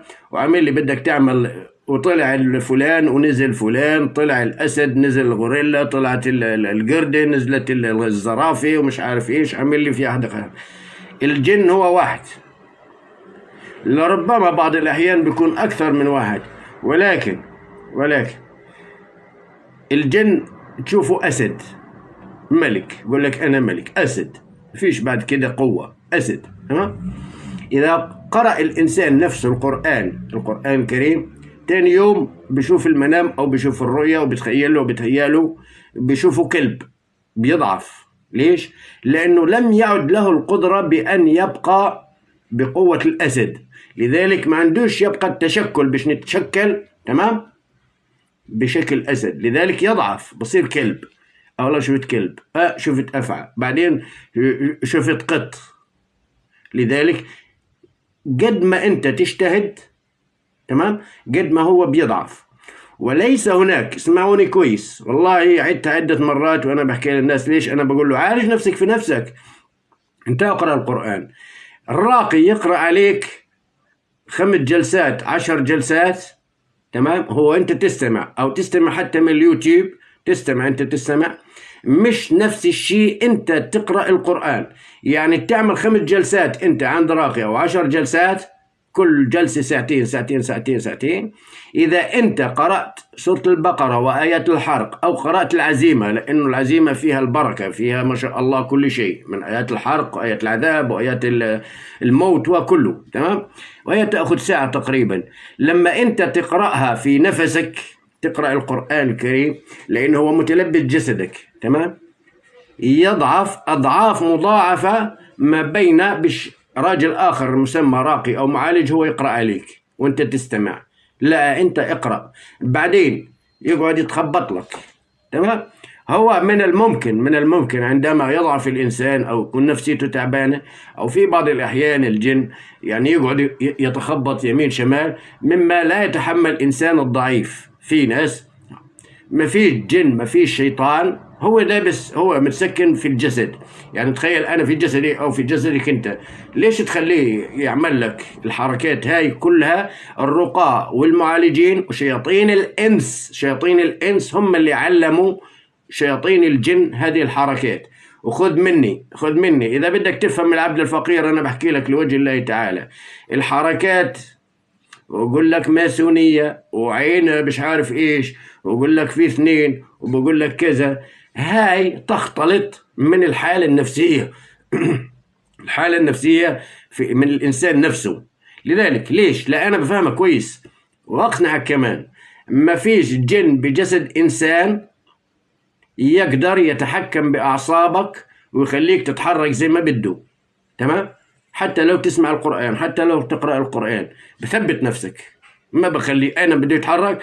مش هاي القوة الجسدية اللي عنده هو داخل جسدك، مش يسحب لك يدك، يعني كأنك قاعد بتكسر في واحد انت بتشد في يعني ماسك في يد الأخرى وتشعر في الفورس، القوة تاع الرجل الآخر أو اليد الأخرى. فما بالك مش هذيك القوة داخل جسدك، الجن أضعف بكثير مما تتوقع وتتصور. لذلك يعني تصور واحد بكاسرك في إيدك بتحس في إيده بالفورس أو بالقوة بتاعه، ولكن الجن ما عنده هاي القوة باش يعمل لك هذا الشيء، يقعد ينتش لك في إيديك ويكذب عليك وتكذب عليه وتضحك على حالك. أنا بقول لك ليش؟ ركز في جسدك، عاد اسمع القرآن. بيكون هناك يعني نقول أعراض ضيق في الصدر، يأتي حزن، ما يشعر به ما يشعر فيه الإنسان، ما يشوف اللي بيشعر الجن، تمام؟ حزين أو غضب أو أيا كان أو تربك أو اضطرابات أنت بتشعر فيه لأنه هو داخل أعصابك، ولكن إنه يتحكم في جسدك 100% مستحيل، مش يحرك لك جسدك زي ما بده هو. الأعراض الأكثر في الجسد بكل صراحة بتكون رجفة داخل الجسد مع خوف أو ضيق في التنفس أو ضيق، يعني نقول مش نقول غضب أو ما بده أو بده يكفر أو بده يسب أو اللي كان، ولكن إنه يكون عنده القدرة مش يحرك لك يديك طب شد يديك يا أخي، أنت شد نفسك، إذا مش شديت نفسك ما قدرش يحرك يديك، خلاص أنت عندك قوة جسدية أيا كانت القوة الجسدية، بتشد نفسك عادي. ولكن ببين انه هناك ومع القرآن الكريم بصير الانسان عنده خمول او يخمل او ينعس، بصير الحركات هاي لربما تزيد بعض الشيء او يصير الرعشة، تمام؟ لانه الانسان ترك جسده خلاص، بده ما يعني نقول ارخي جسدك، احنا ارخي جسدك على اساس نشوف القوة اللي عنده هذا الجن، تمام؟ بصير يرعش، هاي لا إرادية ومنها إرادية، خدوا بالكم، هي لا إرادية ومنها إرادية، ولكن للأسف الشديد كثر يعني نقول إحنا كثر الطباخين كثرة الطبخ خربت الطبخة انحرقت خلاص، وصار مليون ألف مليون الرقاء أكثر من السحرة وأكثر من المشعوذين، حمل لي ميكروفوني بيغني فيه، بعدين خذ كويس، خذها من أخوك لوجه الله تعالى. الصوت هو بالإسلام وفي حروب الإسلام وبالصح بالسيف، سيبك من الميكروفون. ليش؟ لأنه صوتك الجهم والخشن هو اللي برعب تمام؟ برعب كويس، مش بالسماعات، خليك من السماعات يا أخي، لازم أنت عامل لي فيها بوم بوم باب بوم بوم باب، شو بدك في السماعات، شو بدك في شو اسمه، خذ من أخوك. ما بين صوتك والسماعات كثير يختلف القوة من صوتك على يعني سماع الجن، ويعني يزيد هو اضطرابات ويزيد خوف. انت اقرأ عليه جهة. وكل النصيحة انك انت يا اخي تكون معاه جدي للجن، هو جن، هو عدو. بعدين شو بدك فيه؟ تدخل الإسلام؟ لا. تدخل الإسلام؟ لا. في منهم بيدخل الإسلام، أشهد أن لا إله إلا الله وأشهد أن محمد رسول الله، وإذا عرفته صادق وإذا عرفته مظلوم وإذا عرفته يعني 1 بالألف بقولهم طلعوا يلا مع السلامة. أوكي، طلعوا ماشي يلا بعد، وبعدين ما بطلع بروح نقول له مع السلامة لحالك. جند الله اللي بيطلعوه وعاد هم بياخدوه في عالم الجن، يحبس ويحاكم وإلى آخره. ولكن حتى لو نطقت الشهادة أوكي، احنا عندنا لك كمان في القصاص، لأنه برضو احنا يعني في من المسلمين يقتل متعمد، واحد بيقتل متعمد، هو مسلم، هذا مسلم قتل مسلم، مش بيقطعوا له راسه مع القصاص. ما بهمنيش اوكي، اشهد لا اله الا الله اشهد محمد رسول الله، ولكن انت في يعني الشرع يقطع راسك. يعني بس احنا نقول له تدخل الاسلام عشان نشوف التمرد والاستهزاء منه، تمام، الى القرآن الكريم والى رب العالمين. لذلك كلها نكون يعني هو خبيث ونحن نرى وغي الخبث بتاعه، على هذا الشيء ما بستاهلش. أنا رجل نقتل الجن بإذن وقوة وقدرة الله وحكمة وعلم من الله عز وجل، وهذا يعني إحسان وعطاء من الله، يعني رزق من الله، رفقة طيبة بفضل وقوة وقدرة الله نقتل الجن، تمام. وبنفس الوقت لا أتساهل معه نهائيا. بعض الأحيان يكون عشائر من الجن نعمل سد بينه وبينهم، نعمل سد. ابنكم أو الرجل هذا من عندكم عمل نفس البلدان، نفس البلد كذا والبلد كذا، أو العشيرة كذا والعشيرة كذا، تمام. عمل 1 2 3، انتوا عارفين بأنه عمل 1 2 3، لنا عليه بالقصاص. يعملوا عهد مع جند الله، تنصرفوا تنقلعوا. ليش؟ أنا قلت لك مش راقي. لما أقول مش راقي، هناك الكثير من الأمور أن أخبرها. ليش؟ لأنه بعض الأحيان، وحتى الأخوة والأخوات اللي الآن ما شاء الله البصيرة والأبواب بالحضارة المحمدية بدأت تفتح عند الأخوات والأخوة ما شاء الله، في منهم يعني بدأ يعني، حكيت أنا مع الوقت بإذن الله والورد التوحيد إن شاء الله يكونوا يجمعوا يعني جند الله للتفاعل. الآن بدأوا يتفاعل جند الله، بدأوا يتفاعلوا مع الإخوة إن شاء الله. ليش هذا؟ خذوها مني كويس. اللهم صل على سيدنا محمد وعلى آل محمد. اللهم صل على سيدنا محمد وآل سيدنا محمد.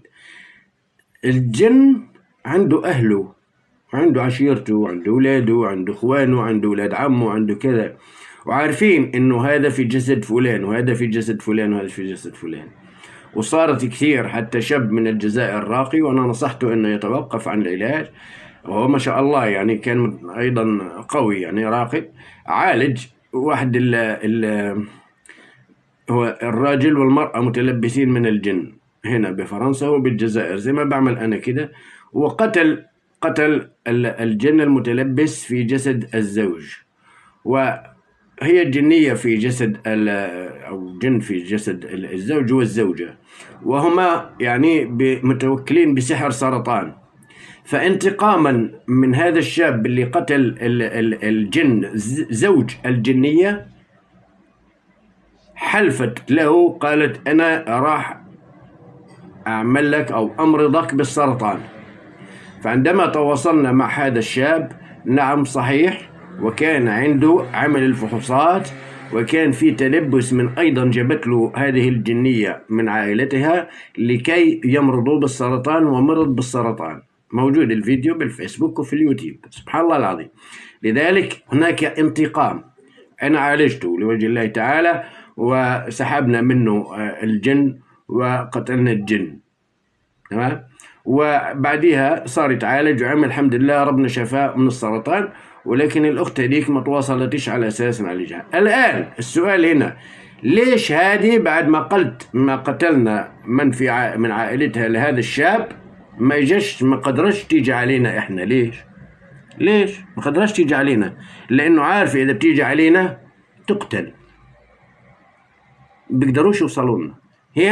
يعني بما معنى بلد قوية جدا وحاكمة العالم، نقول أمريكا، الصين، الروس، تمام. تقدرش دولة صغيرة وقال لك خلاص راح 2 3 ماتوا مع السلامة، ما نقدرش نحكي هذول، شو بده يحاربهم هذول.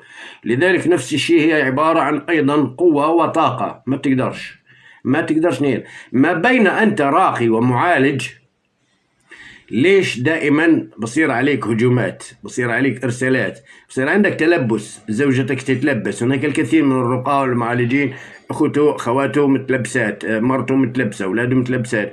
دير بالك، أكثر المشاكل في بيوت الرقاة والمعالجين. الناس ما بتتكلم أصلا، لكن هناك من يتحصن بقوة الله وقدره سبحانه وتعالى، ويعرف كيف يتعامل مع الجن والشياطين على أساس ما يصير عليه هجومات انتقاما منه ومن أهله. يعرف يتعامل معهم، يعرف شو التحصين، ويعرف كيف السدود، يعرف هذا الشيء. ولكن أكثر الرقاة والمعالجين عليهم الكثير من الإرسالات والتلبس، هم وعائلاتهم بكل صراحة. احنا ما علينا، نقول للإنسان نفسه المتلبس من الجن، عالج نفسك في نفسك. انت اقرأ القرآن الكريم. يعني أنا أعرف امرأة من السعودية، بنتها زهرية ما شاء الله، ودائما عليها رسالات، جننوها للبنت وحاطين لها ماكينات من الأبالسة وما أشبه ذلك. نعلم هذا الشيء، الماكينات، ونقول استخبارات عليها، ودائما تلبس دائما. يعني بدأت البنت تفقد عقلها، لا، ولكن بلا إرادة تطلع أمور، تتحرك وحركات وكلام بلا إرادة بسبب الجن، دائما عليها إرسالات.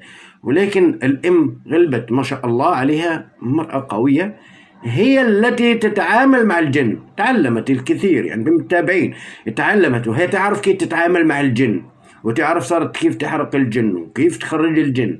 ولكن سبحان الله، عندما تعلم كيف السبل والطرق تنجو. يعني كاللغة، من عارف لغة قوم يعني سبحان الله اخطاء مكرهم على هذا الشيء. سبحان الله انت تحب تعالج نعالجك، ولكن خاصك تجتهد. ليش؟ لانه الكثير من الناس واكثر الناس اللي منعالجهم بيكون دائما عليهم جن وشياطين ارسالات. وهناك من الاهل يعني ما اقدرش اقول لك انا مين، ما اقدرش اقول لك يعني مين اللي سحرك ومين اللي سحرك، لانه في ازواج يسحرون ازواجتهم في زوجات بتسحر زوجها، في السلفة بتسحر سلفتها، في الحماة بتسحر كنتها، في الكنة بتسحر كنتها. كله يعني مين بده يسحرك؟ يجيك واحد من بلد ثاني بده يسحرك؟ لا. لذلك ما نقول هذا الشيء، ولكن نقول لك انت عالج نفسك في نفسك، وتعلم سبل وطرق العلاج بنفسك. كيف تتحصن، كيف تحصن بيتك، كيف تنظف بيتك من الجن العمار، من خدام الأصحاب، كيف انت الطرق. وشوية شوية بتتعلم، بصير انت قوي. ما حاجتك براقي. الراقي شو بده يسوي لك؟ بده يقرأ عليه قرآن، بده يقرأ يعني انطارت انكثرت بعد الجلسة الأولى بده يصير يقرأ آية الحرق.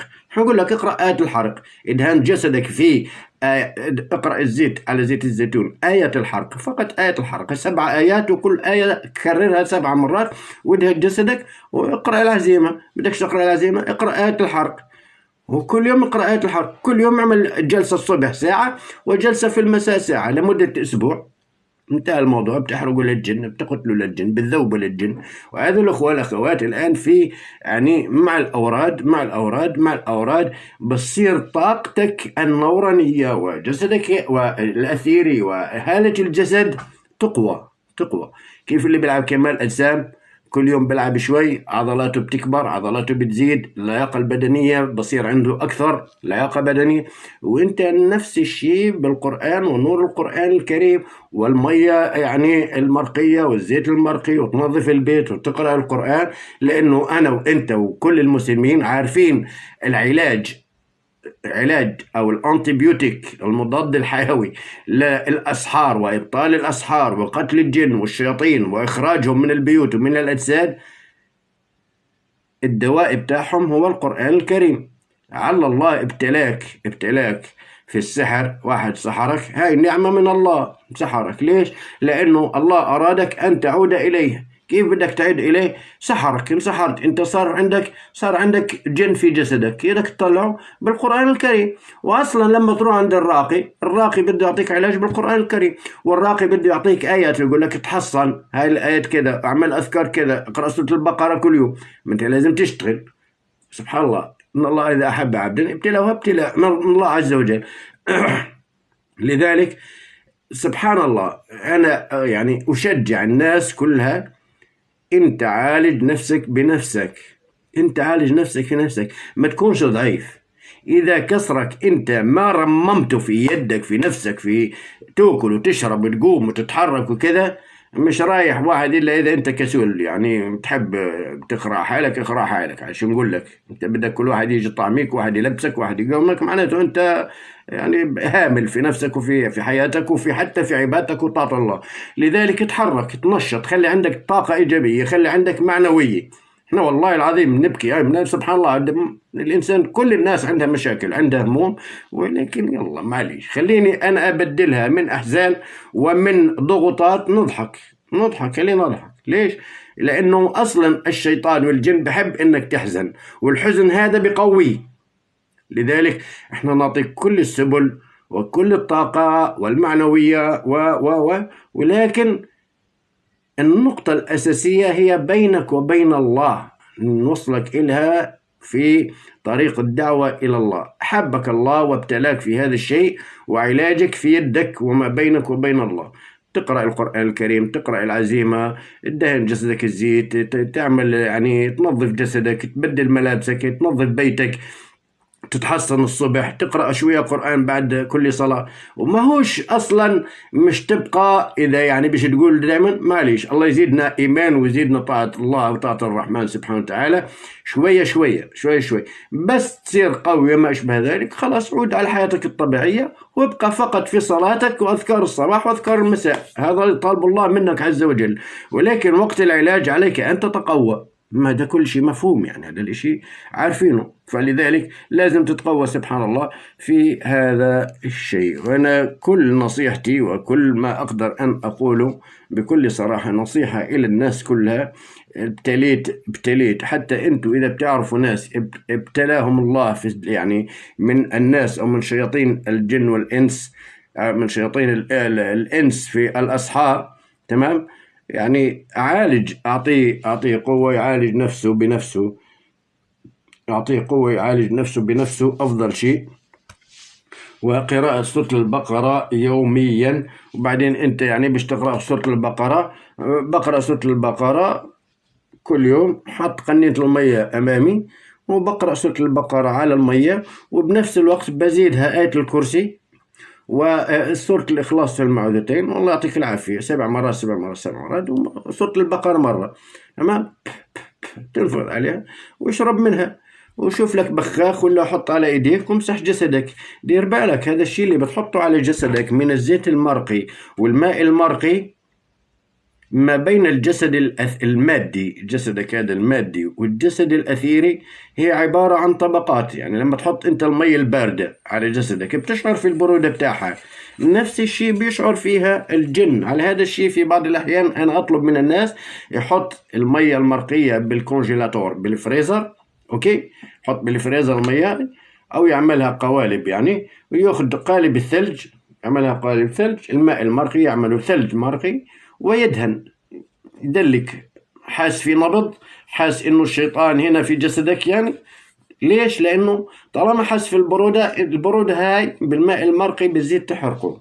على هذا الشيء احنا نشجعكم بهذا العمل. واي وصفات يعني كيما تقول البنت هذه طلعت من الجروب، تطلع من الجروب برجعكيش، تمام، لانه اصلا انا يعني قرفان حالي، مش تفكر انه قلت لك مش لاقي مش معالج، الناس بالمئات بيستنوا في العلاج، وانا اعمل هذا الشيء للاخوات لوجه الله تعالى. دونك انت ما بعرفش من بيلعب براسك، او تعالجتي طلعتي اوكي الله يسهل عليكي، بس اذا صار مره ثانيه شيء ما اوكي، لانه كمان عدم الاحترام بتطلع من دخلك بكل احترام وبكل تقدير في الجروب، بس الكثير للاسف الشديد بيطلعوا ما بتقولش لا شكرا ولا السلام عليكم، ما بترد السلام. وهذا الاشي يعني انا بصفتي او بصراحة ما بحبش.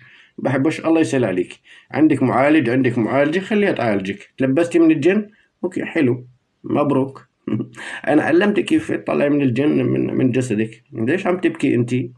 ليش عم تبكي بابا؟ بتبكي، اضحكي لما يدخل الجن في جسدك.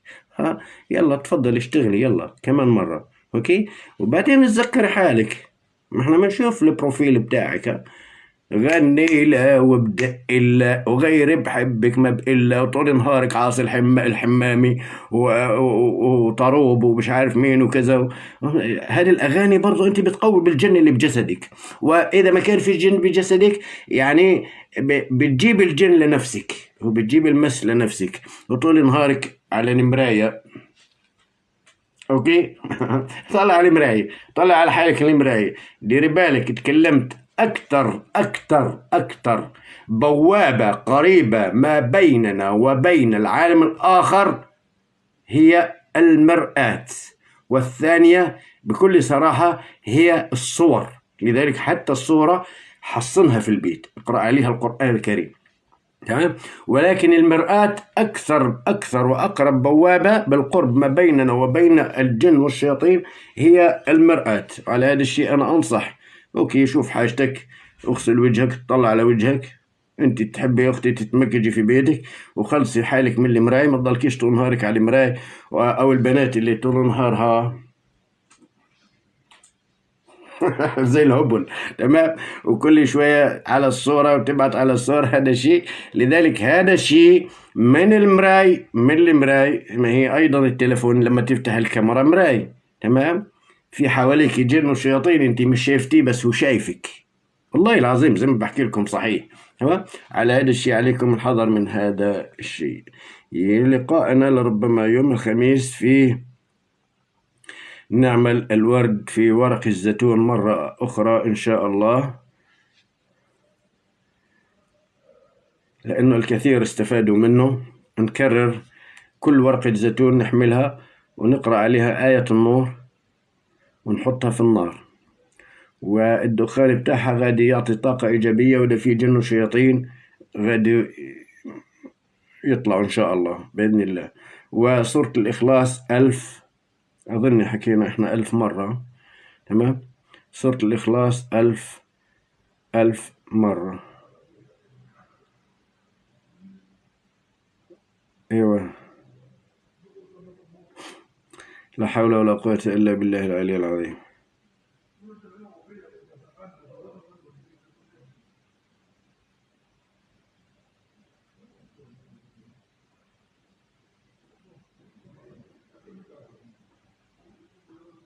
أسأل الله العظيم رب العرش العظيم أن يشفيها ويعافيها ويقمها بالسلام يا رب العالمين، شفاء لا يغادر سقما.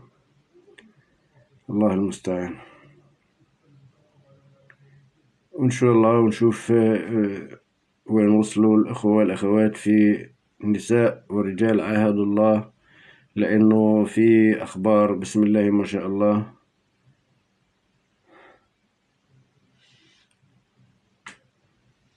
هذه فيها جن.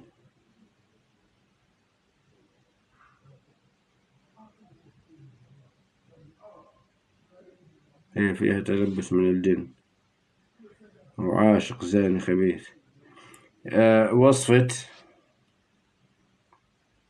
يعني للأسف، عشان هيك نقول للأخوات خليكم بالجروب عادي، ما فيش حد مزعجكم، وجزاهم الله خير. البنات هم يعني بيساعدوا بعضهم وبعطوا نصائح شو بنعطيهم.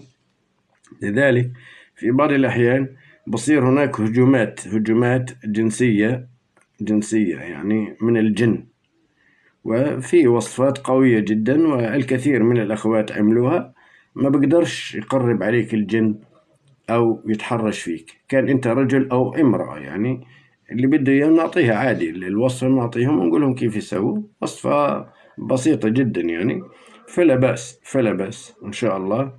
هذا الشيء يعني سبحان الله، يقدروا يعملوا هذه الوصفة والجن يبتعد عنهم، وما يضل أبدا أبدا أبدا تحرشات جنسية بفضل وقوة وقدرة الله. غدا نلقاكم، نعم غدا نلقاكم إن شاء الله بإذنه وقوته وقدرته. نحبكم بالله، لا تنسونا من خالص الدعاء، وما تنسى تبتسم. السلام عليكم ورحمة الله وبركاته.